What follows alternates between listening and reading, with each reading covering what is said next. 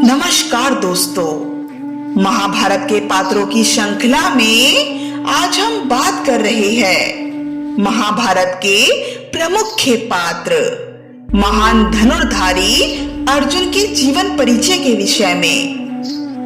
दोस्तों, महान धनुर्धारी अर्जुन के जीवन परिचय का यह अंतिम भाग है। अगर आपने इसके पहले के सभी भागों को विस्तार पूर्वक नहीं देखा है तो कृपा कर पहले आप उन भागों को देखिएगा, जिससे आपको महान धनुर्धारी अर्जुन के जीवन परिचय को समझने में ज्यादा आसानी होगी। दोस्तों, पिछले वीडियो में हमने जाना महाभारत का सबसे महत्वपूर्ण युद्ध धनुर्धारी अर्जुन और सूत पुत्र कर्ण के बीच युद्ध के विषय में, और आज हम इस कहानी को आगे बढ़ाते हैं। तो चलिए शुरू करते हैं। महाभारत के 17वें दिन के युद्ध में अंततः वह घड़ी आ ही गई जब कर्ण और अर्जुन दोनों आमने सामने आ गए। इस शानदार संग्राम में दोनों ही बराबर थे। कर्ण को उनके गुरु परशुराम जी द्वारा विजयी नामक धनुष भेंट स्वरूप दिया गया था, जिसका प्रतिरूप स्वयं विश्वकर्मा जी ने बनाया था, और अर्जुन को भगवान शिव द्वारा पशुपशास्त्र रूपी दिव्य अस्त्र का वरदान प्राप्त था। दुर्योधन के छल के कारण पांडवों के मामा शैल्य विवश होकर महारथी कर्ण के सारथी बन गए, क्योंकि अर्जुन के सारथी स्वयं श्री कृष्ण थे, और कर्ण किसी भी मामले में अर्जुन से कम ना हो, इसके लिए शैल्य से सारथी बनने को कहा गया और उनको मजबूरन उनका सारथी बनना पड़ा। महाराज शैल्य में वह सभी गुण विद्यमान थे जो एक योग्य सारथी में होने चाहिए। अर्जुन तथा कर्ण के मध्य हो रहे युद्ध की यह भी विशेषता थी कि जब अर्जुन के बाण कर्ण के रथ पर लगते तो उनका रथ कई गज पीछे खिसक जाता, किंतु जब कर्ण के बाण अर्जुन के रथ पर लगते तो उनका रथ केवल हथेली जितना ही दूर खिसकता। इस पर श्री कृष्ण ने कर्ण की प्रशंसा की। तभी चकित होकर अर्जुन ने कर्ण की इस प्रशंसा का कारण श्री कृष्ण से पूछा, क्योंकि उनके बाण कर्ण के रथ को पीछे खिसकाने में अधिक प्रभावशाली थे।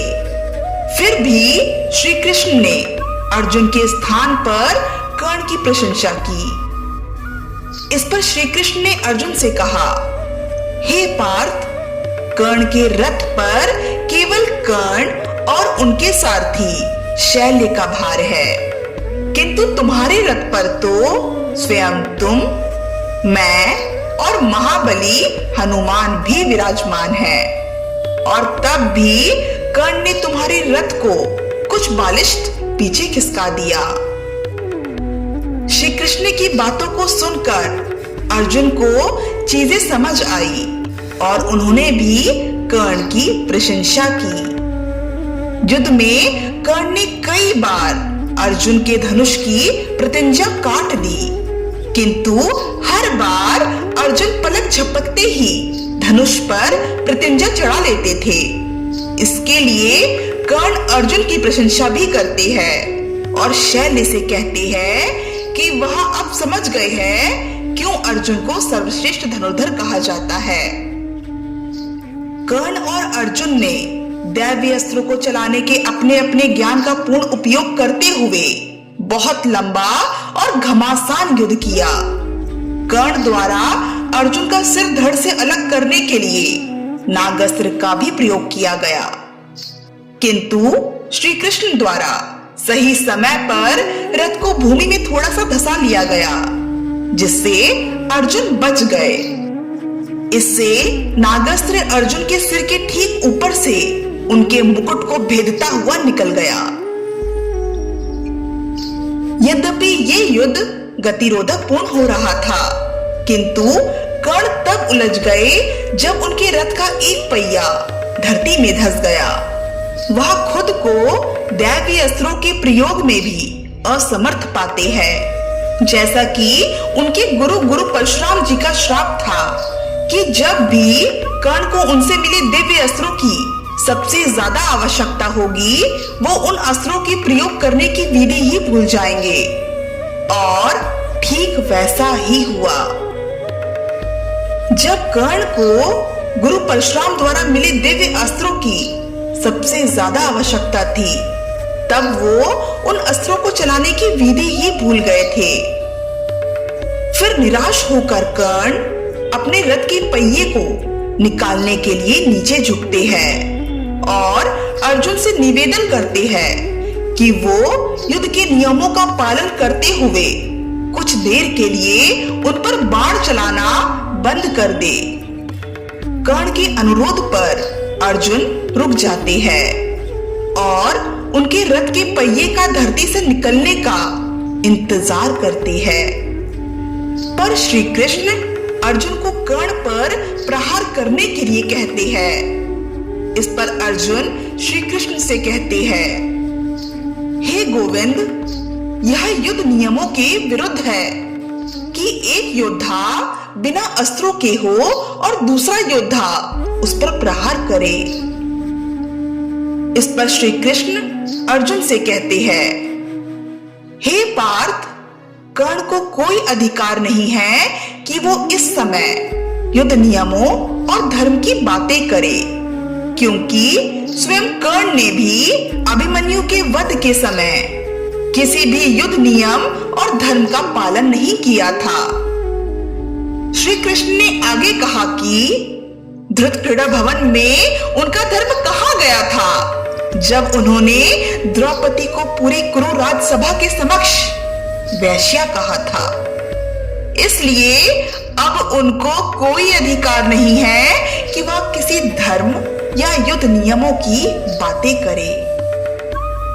फिर श्री कृष्ण अर्जुन से कहते हैं, हे पार्थ, अभी कर्ण असहाय है, इसलिए तुम उनका वध कर दो, क्योंकि यदि तुमने इस निर्णायक मोड़ पर अभी कर्ण को नहीं मारा तो संभवतः पांडव कर्ण को कभी नहीं मार पाएंगे और यह युद्ध कभी भी नहीं जीता जा सकेगा।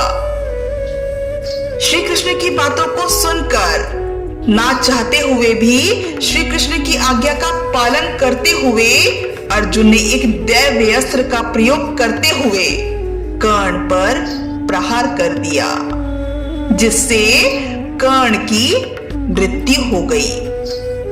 और इसी समय अर्जुन और बाकी पांडवों को यह भी ज्ञात हुआ कि अर्जुन ने जिस कर्ण को मृत्यु की गोद में सुलाया है, वो कर्ण स्वयं उनके ज्येष्ठ भ्राताश्री है।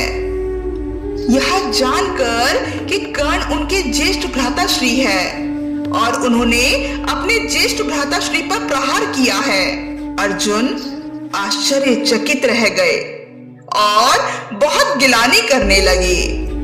पर अब कुछ भी नहीं हो सकता था। कर्ण के अंतिम समय में अर्जुन और बाकी पांडवों ने कर्ण के चरण स्पर्श कर उनसे क्षमा मांगी। कर्ण ने भी अपने अनुज भ्राताओं को ये कहकर क्षमा कर दिया कि ये तो विधि का विधान था जो होना ही था। कर्ण ने अर्जुन से कहा, हे मेरे अनुज अर्जुन, तुम बिल्कुल भी दुखी मत हो, तुमने कुछ भी अनुचित नहीं किया है।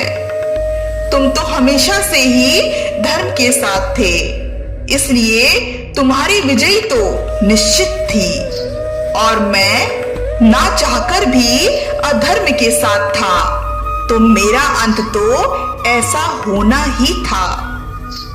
इस प्रकार महाभारत युद्ध में दोनों महारथियों में से महारथी अर्जुन की विजय हुई। तो दोस्तों, ये थी महान धनुर्धारी अर्जुन और महान धनुर्धारी सूर्यपुत्र कर्ण के मध्य हुए युद्ध की कहानी। आज के लिए बस इतना ही। अगली वीडियो में हम महाभारत के पात्रों से संबंधित कई और घटनाओं पर चर्चा करेंगे। तब तक के लिए धन्यवाद।